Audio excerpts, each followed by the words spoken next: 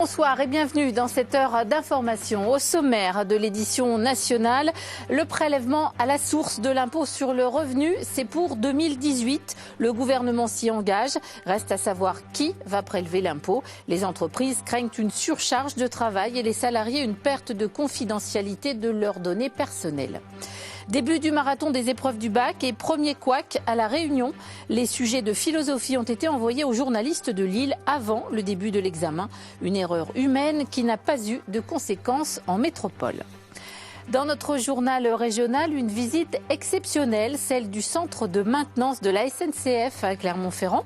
Vous verrez tout de l'envers du décor, de l'entretien et du ravitaillement des trains régionaux. La Bourboule accueille jusqu'à jeudi le festival Plein la Bobine, vitrine de l'action de l'association éponyme qui toute l'année mène des actions d'éducation à l'image sur le territoire du Sancy. Nous recevrons Sébastien Moras, président de ce festival de cinéma jeune public. L'Auvergne du rugby a encore une chance d'avoir un champion de France avec Enza, petit club de l'agglomération clermontoise qui va jouer dimanche à Gramat dans le Lot, la finale de deuxième série face à Rabastin de Bigorre. Mais on commence avec cette aventure insolite qu'ont vécu quelques habitants de Brive-Charensac en Haute-Loire. Un bœuf d'eau d'un cirque Zavata a échappé au contrôle de son dresseur, provoquant la panique pendant 3 longues heures. Dans un premier temps retranché sur les rives de la Loire, le bœuf menaçait ce midi la sécurité des enfants qui jouaient dans un stade tout proche. Reportage Élodie Monnier et Pascal Félix. C'est ce jeune mâle, un bœuf d'eau, acquis tout récemment par le cirque, qui était sous haute surveillance en milieu de journée. Sur place, les pompiers et un cordon police assuraient une zone de sécurité alors que l'animal était tout proche d'une aire de jeu et d'un quartier résidentiel. Il était agressif tel qu'il nous a été présenté par ses propriétaires qui ont cherché à le récupérer ce matin. Il a chargé, d'ailleurs un des jeunes propriétaires était blessé au genou. C'est la raison pour laquelle nous n'avons pas voulu prendre de risques. Nous avions dès le début de l'après-midi mis les enfants qui jouaient au foot sur le stade à proximité en sécurité. Et nous avions fait en sorte que tous les riverains restent à la maison. Et comme vous l'avez constaté, nous avions coupé la circulation. Il a fallu l'intervention d'un vétérinaire pour approcher le bœuf et l'endormir sous l'œil de 2 lieutenants de louveterie, prêts à tirer si nécessaire. Ah oui, je la vois, la flash. Oui, il l'a touché. Ah oui, je la vois. Il y a la route d'un côté, la Loire de l'autre, des maisons un peu partout. Tout était bien sécurisé au point de vue piéton ou circulation, mais sait-on jamais. Donc on est content de ne pas avoir eu à tirer. Je suis tombé un peu des nues quand on nous a appelés. Voilà. Nous, nos interventions habituellement, c'est le sanglier, le chevreuil au printemps en ville, souvent, on fait quelques interventions. Après 3 heures sous tension, le bœuf s'est affalé, désarmé pour une bonne demi-heure, le temps de le ramener au cirque. Il est désormais dans un box sécurisé, le dresseur va pouvoir l'apprivoiser et parfaire son éducation, espérons-le. On est soulagé, ça y est, on est bien soulagé, on remercie toute l'équipe, les pompiers, la police municipale. Qu'est-ce que il va devenir quoi? Il va venir une star du cirque. Acheté hier pour compléter la ménagerie du cirque, le bœuf, c'est sûr, a su faire parler de lui, de quoi rendre jaloux les habitués des lieux. 11 681 élèves de l'Académie de Clermont-Ferrand ont planché ce matin sur les épreuves de philosophie du bac.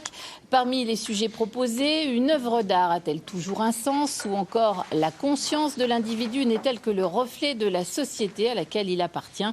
Pour voir comment cela a inspiré les candidats, Julien Lecoq et René Thévenot sont allés recueillir leurs premières impressions au lycée Descartes à Cournon et Blaise Pascal à Clermont-Ferrand. Une œuvre d'art a-t-elle toujours un sens? Franchement, j'ai eu du mal, beaucoup de mal. Et après on verra. J'ai raconté qu'un artiste, il fallait qu'il réfléchisse, il y avait une réflexion, une intelligence derrière, donc il y avait forcément un sens. Il ne faisait pas une œuvre d'art comme ça parce que ça lui prenait l'envie, donc il avait un but derrière ça. Mais un spectateur, il pouvait très bien regarder un tableau par exemple et puis pas comprendre ce que ça voulait dire, donc pour lui ça n'avait pas de sens. Qu'est-ce que vous avez choisi alors? C'était l'art. L'artiste donne-t-il quelque chose à comprendre? Ouais. Et la conscience de l'individu est-elle le reflet de la société dans laquelle il appartient? J'ai dit que d'un côté, oui, parce qu'on prenait conscience de nous à travers les autres et le monde, mais d'un autre côté, non, parce que le monde, ça se trouve, il n'existait pas. Ça allait, j'ai fait 9 pages, donc je trouve ça correct. C'est bien. C'est à la quantité? Oui, non, on verra, mais c'est toujours mieux d'en faire à plus quand même. Tu penses, ouais? Ouais. T'aimes la philo? Non, je déteste la philo. Et bon courage, ça continue demain avec l'Histoire Géo.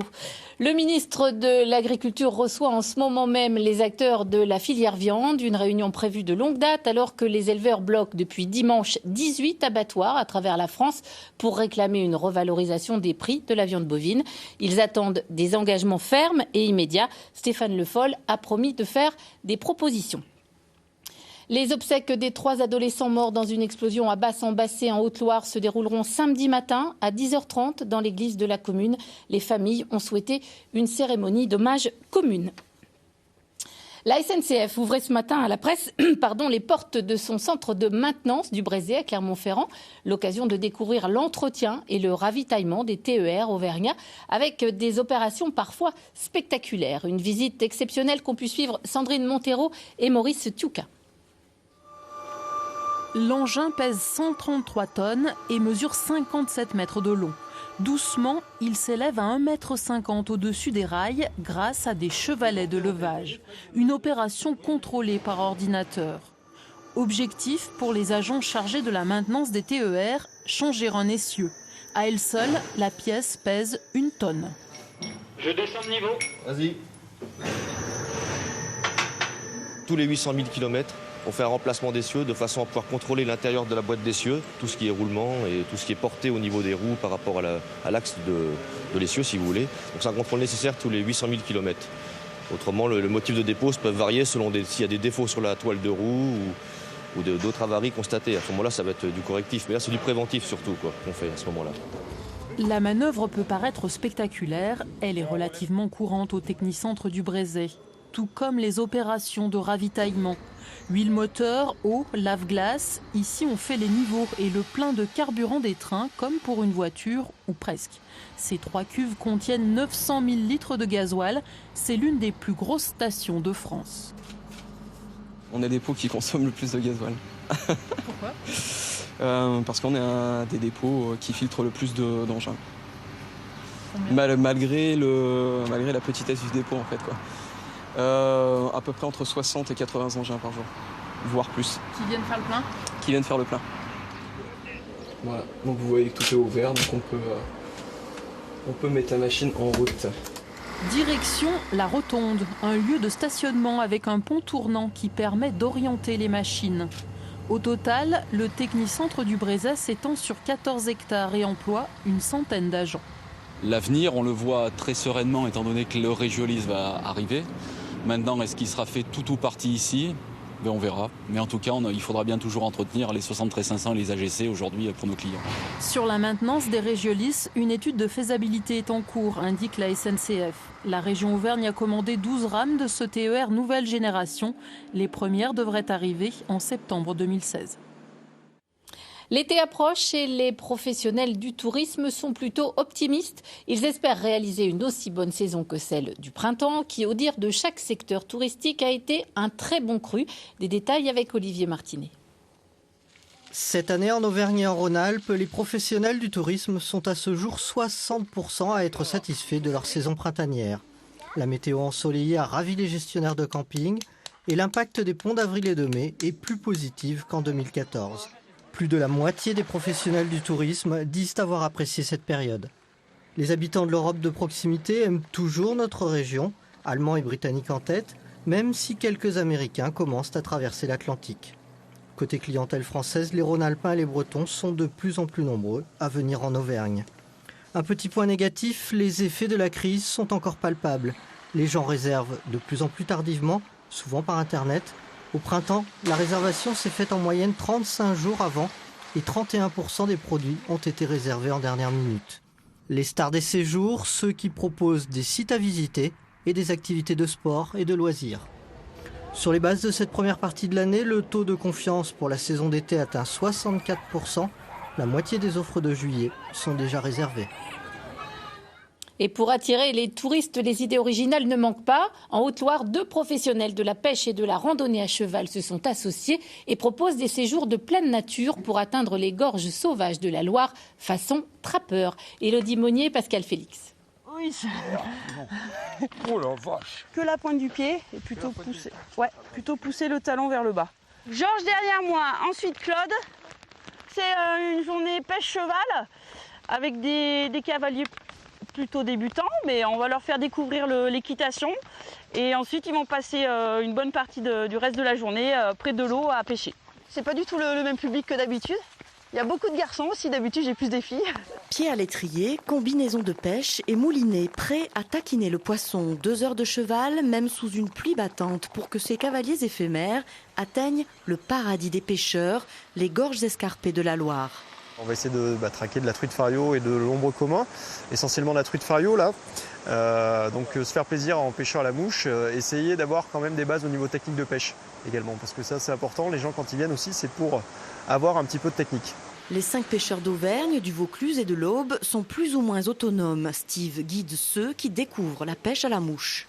On pêche toujours en montant la rivière, on va pas faire de faux lancer puisqu'on a une nymphe qui est assez lourde. Objectif, c'est que votre nymphe pêche le plus proche possible du fond. Donc vous lancez en un coup et vous l'emmenez en fait, progressivement. Randonner à cheval pour accéder justement à ce site justement sauvage et inaccessible. Donc bien protégé en faune, surtout en faune aquatique. Ce soir, les trappeurs au fil de l'eau poseront leur bivouac autour d'un feu de camp, un séjour au rythme du cheval et au bruit de la Loire, que du bonheur.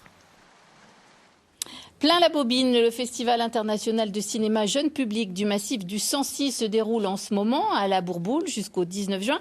Et nous recevons son président, Sébastien Moras. Bonsoir. Bonsoir. Alors, Plein la bobine se développe, ça fonctionne de mieux en mieux, de plus en plus de films reçus, de plus en plus de spectateurs. 5 000 en 2003, on est à 15 000 à peu près 300, maintenant. Ouais. Comment vous expliquez cet engouement ? Je crois que le festival a réussi à s'implanter sur un territoire déjà qui lui était favorable. Il y a beaucoup d'actions qui sont mises à disposition de la famille déjà et puis du jeune public. Plein la bobine est arrivé dans ce courant-là et a réussi à s'implanter à travers de nombreuses actions. Tout d'abord des actions qui ont lieu tout au long de l'année. C'est un travail de fond qui est réalisé par toute l'équipe salariée de Plein la bobine et l'équipe bénévole également. Et puis c'est un festival qui a su se développer sur la Bourboule depuis maintenant 13 éditions. Et qui est reconnu puisque vous recevez des films du monde entier maintenant. C'est ça, festival international, c'est vraiment parce qu'on reçoit de nombreux films de nombreux pays. On a reçu cette année, par rapport aux films en compétition et en panorama uniquement, plus de 1000 films ont été sélectionnés, une 50aine de films qui sont proposés cette année en compétition. Donc 3 compétitions, 3+, 7+, 12+, et puis des séances panorama. Alors vous avez parlé de l'implication du territoire, vous intervenez dans nombre d'établissements. Un exemple des sollicitations que vous faites auprès des établissements, c'est les bandes annonces du festival sont réalisées par une école, par aussi des élèves du lycée Descartes de Cournon. Je vous propose qu'on regarde celle de cette année. Oui.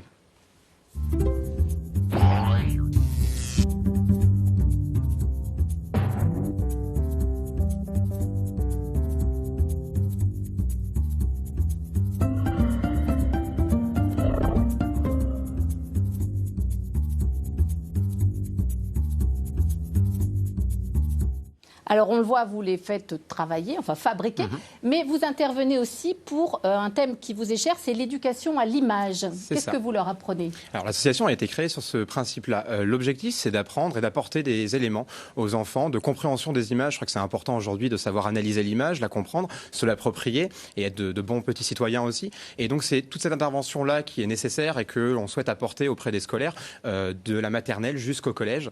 Et l'objectif, c'est vraiment de les accompagner, alors toujours avec un rôle qui leur est confié pendant le festival. On a des classes jury, des classes presse, même des classes programmation.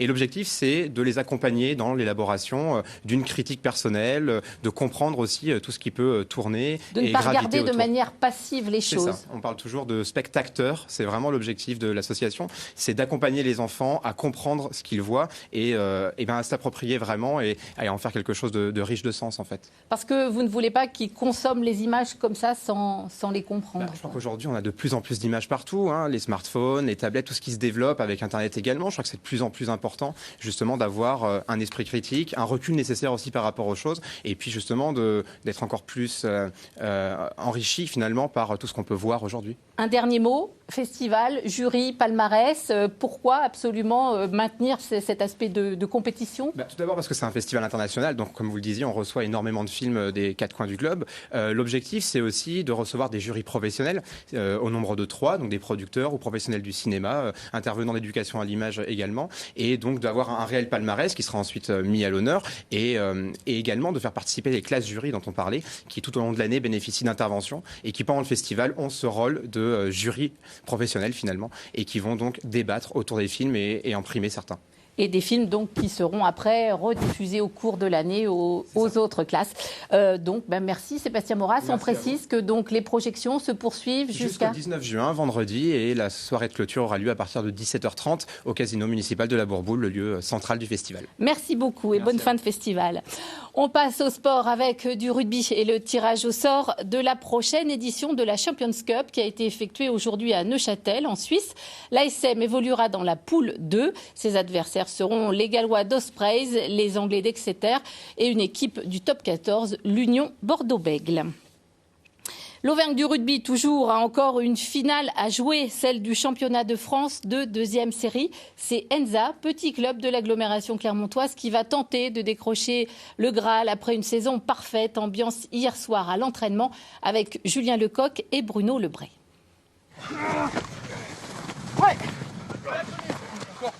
Il nous reste une semaine d'entraînement et un match. Par contre, il faut qu'on se concentre sur ce qu'on sait faire. Concentrez-vous. Putain, vous m'échappez tous les ballons. Oubliez, coupez-vous, mettez-vous dans votre petite bulle. Et pensez juste à ce qui va se passer dimanche. Juste à ces 80 minutes de bonheur.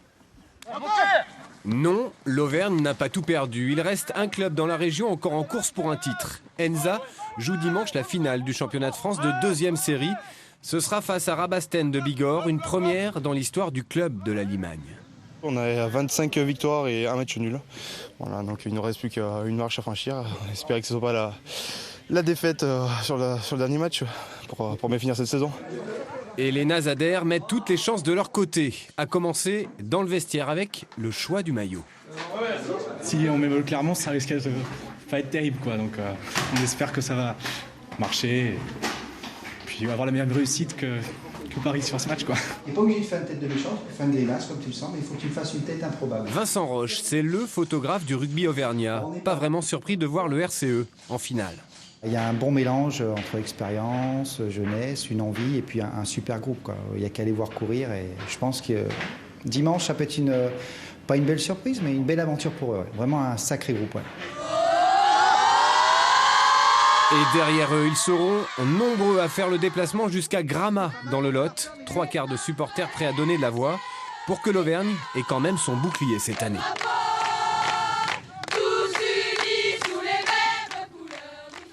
La Grande Halle d'Auvergne se transforme en circuit géant le temps d'un week-end. Les 20 et 21 juin, le Motor Exhibition va rassembler plusieurs milliers de passionnés. Nouveauté, cette année, la manifestation accueille le championnat de France Super Motard. On retrouve Julien Lecoq et Maurice Tuca. C'est la grande nouveauté de cette édition 2015. Le Super Motard fait son retour en Auvergne. Le 20 juin, ils seront 180 motards sur la grille de départ. La 4e manche des championnats de France se jouera donc sur le parvis de la Grande Halle d'Auvergne, un circuit de 1300 mètres où cela s'annonce très serré. C'est des motos qui sont faites spécifiquement, qui partent plutôt des motos de cross avec des pneus slick, ça glisse beaucoup. Donc c'est très spectaculaire et c'est toujours très indécis. C'est des compétitions où les pilotes sont très près les uns des autres. En 4 ans, l'événement a trouvé sa vitesse de croisière. 10 000 personnes étaient là l'an dernier pour voir ça. Des engins qui font du 10 litres au 100 mètres, des voitures qui grillent du pneu jusqu'à la jante et des cartes qui seront accessibles au plus grand nombre. On va amener également un kart biplace pour faire tourner des gens qui voudraient tourner à deux, donc soit en baptême par exemple, et également des cartes avec des palettes au volant pour les handicapés. Donc on peut faire tourner des personnes en fauteuil sur des cartes électriques avec des valides, puisqu'on peut les mélanger sans aucun problème. L'autre attraction du Motor Exhibition, ce seront ces deux Suédois qui n'ont rien trouvé de mieux que de prendre leur motoneige pour un bicross, du freestyle en snow scoot. On n'arrête pas le progrès.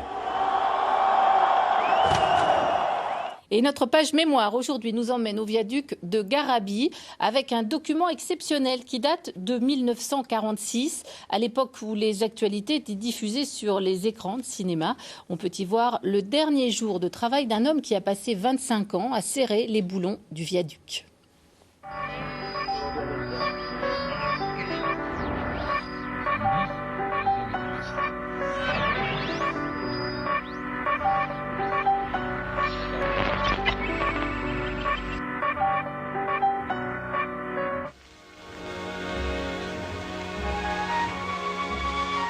Tout arrive, et au bout de 25 ans, M. Valadier, le cheminot du Garabi, est parvenu au terme d'une curieuse carrière. M. Valadier est l'homme qui, depuis 25 années, passe ses journées à surveiller la santé du viaduc que construisit au temps de la grande exposition un certain ingénieur qui se nommait M. Eiffel. Pendant 25 ans, M. Valadier a serré chaque jour, dans toutes les positions et sous tous les angles, les écrous du viaduc. Chaque jour, il a parcouru en tous sens les 560 mètres du tablier d'acier. Il a ausculté indéfiniment les 700 000 rivets et les 50 000 boulons de cette arche immense. Il a assuré, à sa façon, la solidité de l'ouvrage. Il a, équilibriste sans vanité, parcouru chaque jour à 150 mètres au-dessus du sol les délicates passerelles que forment les chevrons du géant.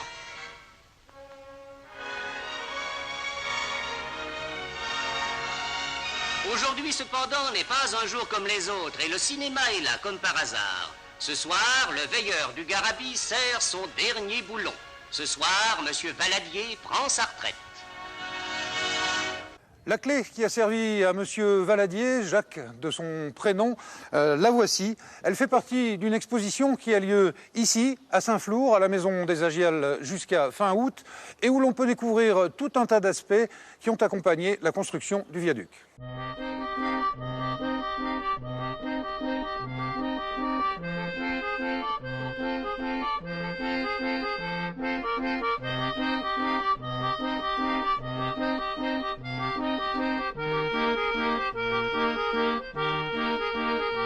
En préparant les documents pour l'exposition, les responsables de la médiathèque et des archives de Saint-Flour ont voulu souligner le caractère exceptionnel que représentait une telle construction à la fin du XIXe siècle. On peut y voir les plans et l'on apprend que si Gustave Eiffel a bien réalisé le viaduc, l'ingénieur qui l'a conçu était un Auvergnat. Le viaduc est quand même à l'origine une idée de Léon Boyer, qui était originaire de Margeride, qui était devenu ingénieur, qui était quelqu'un de visiblement très doué. Et c'est lui qui était chargé donc d'une partie de la ligne, en tout cas entre Neussargues et Béziers. Et c'est lui qui a eu l'idée, au lieu de faire descendre les trains, de leur faire traverser un petit pont et les faire remonter de l'autre côté de la vallée de la Truyère, de construire un viaduc. Alors il s'était inspiré pour ça d'un viaduc que la société Eiffel avait déjà construit à Maria Pia au Portugal. La construction du barrage de Grandval a modifié le paysage de Garabi et depuis quelques années, le viaduc est peint en rouge. Le train passe toujours ici, mais à vitesse réduite, car en 2011, on avait découvert des fissures et il a fallu le renforcer grâce à un système de rivetage à chaud, ce qui en assure la solidité pour au moins 20 ans. L'histoire de l'édifice, Patricia Rochès la connaît bien puisqu'elle a écrit plusieurs livres sur le sujet et n'hésite pas à faire un parallèle avec celui de Millau. Nous avons eu la chance de vivre le viaduc de Millau. Écoutez, à Garabi, c'est exactement la même chose avec 120 ans d'écart. Sauf qu'il n'y avait pas du tout les mêmes moyens techniques, mais c'était le même problème. C'était au cœur du Massif central et c'était ce problème d'aménagement du territoire à l'époque du ferroviaire avec Garabi et à l'époque de la voiture, de la route, de l'autoroute avec le viaduc de Millau. Garabi a servi de décor à plusieurs films, Un homme de trop de Costa Gavras et ici L'Enfer de Georges Clouzot avec Romy Schneider et Serge Reggiani, film inachevé qui sortira sous forme de documentaire en 2009 avec les scènes tournées en 1964. Si le cinéma a contribué à la notoriété du viaduc, c'est un élément de patrimoine qui est cher aux Cantaliens.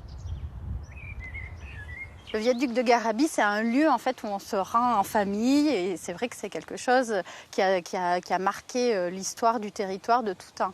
On vient effectivement faire les photos de mariage à Garabi ou passer une journée en famille. En plus maintenant qu'il y a le lac avec les petits bateaux. Voilà, c'est vraiment un lieu de promenade pour les Auvergnats comme pour tous les touristes qui visitent l'Auvergne et le Cantal en particulier. Depuis 1965, le viaduc était inscrit à l'inventaire de la DRAC, mais d'ici peu, il va devenir pleinement monument historique. Ça va changer au moins une protection. Ce viaduc sera reconnu comme un monument qui doit être protégé. Un autre dossier de classement est en cours, celui des gorges de la Truyère. Une demande a été faite également pour un classement UNESCO. A noter que chaque mardi des mois de juillet et août, l'écomusée de la Margeride organise une animation sur l'histoire du viaduc. Et au cours de l'été, il est illuminé jusqu'à 1h du matin. Après la météo, la suite de ce 19-20. Jérôme Doumingue vous attend demain à midi pour le prochain journal régional. Excellente soirée à tous et à demain.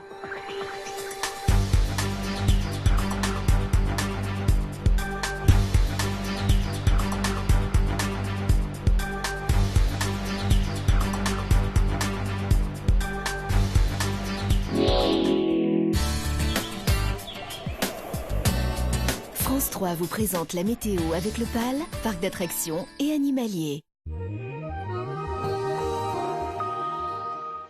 Belle matinée prévue demain. Le ciel de l'Allier devrait en revanche écoper d'une couverture nuageuse parfois dense.